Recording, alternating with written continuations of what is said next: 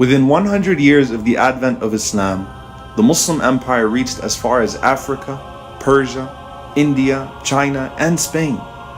The civilization of Islam could not have come into being, let alone prosper, with tribal and cultural prejudices in place. And it was the power of the call of the Prophet, peace be upon him, that allowed for a peaceful coexistence in so many parts of the world under the banner of Islam.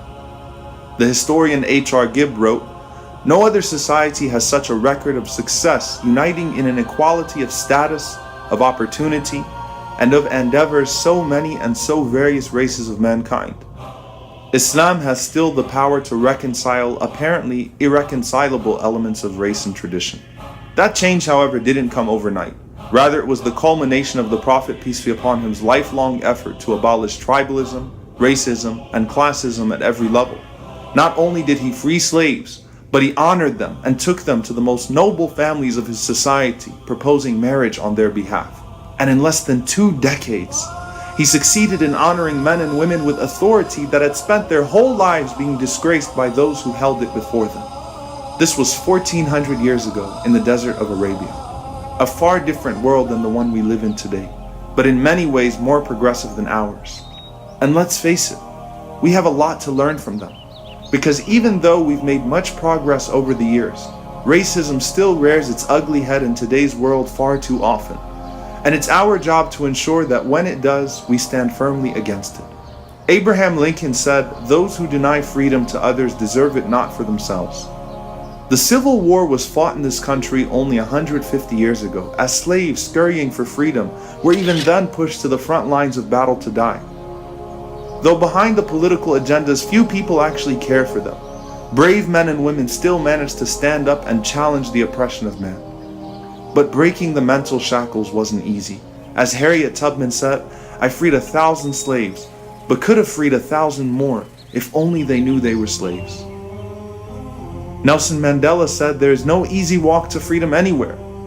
It requires one not only to be driven to better his own conditions, but to be courageous enough to demand that every man and woman be treated with an equal amount of respect and dignity.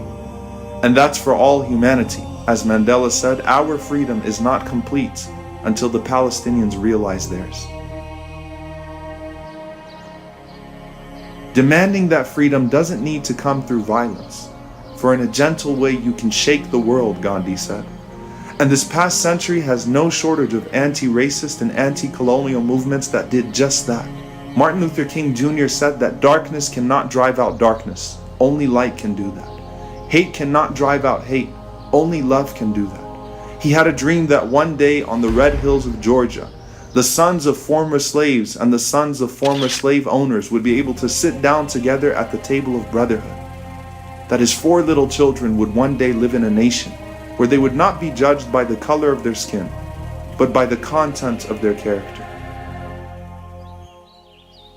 Malcolm, for much of his life, thought that universal brotherhood was impossible, saying, "I believe in the brotherhood of all men, but I don't believe in wasting brotherhood on anyone who doesn't want to practice it with me. Brotherhood is a two-way street," he said.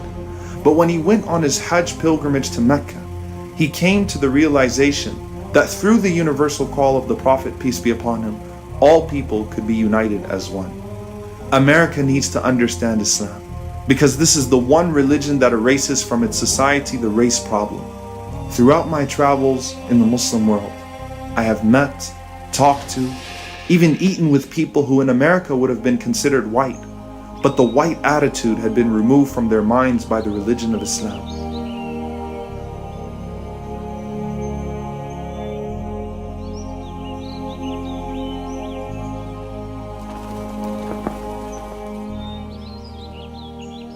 What Malcolm experienced was the power of humility. And that doesn't mean that you think any less of yourself. As Malcolm said, you can't hate the roots of the tree without hating the tree itself. So loving your homeland and origin is necessary. But the root of the problem of racism is that one thinks he's inherently superior to another because of the way he's created. As the first test of a truly great leader is his humility, the Prophet, peace be upon him, was the greatest leader to ever live. For despite his being of the most noble lineage, his rising to become head of state, and the devotion he gained from his followers that no king or ruler had ever experienced, he still chose to live in a humble home, sleep on a straw mat, wear the same clothes, and sit at the same level as his followers, to the extent that a foreign emissary wouldn't be able to tell him apart from his companions. It didn't matter if he was amongst former slaves or leaders. His dream was to see a world where none of that mattered.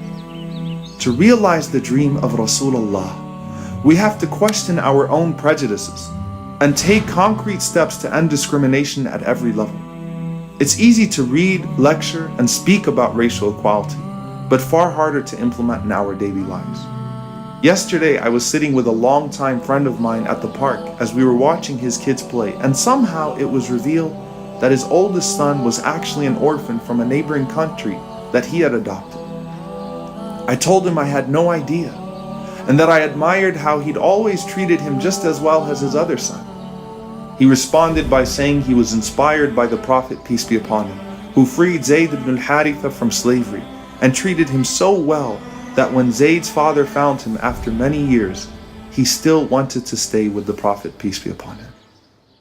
The lies which well-meaning zeal has heaped round this man Muhammad are disgraceful to ourselves only. How one man single-handedly could weld warring tribes and wandering Bedouins into a most powerful and civilized nation in less than 2 decades. A silent great soul, one of that who cannot but be earnest. He was to kindle the world. The world's maker had ordered so. Sallallahu alayka ya Rasulullah.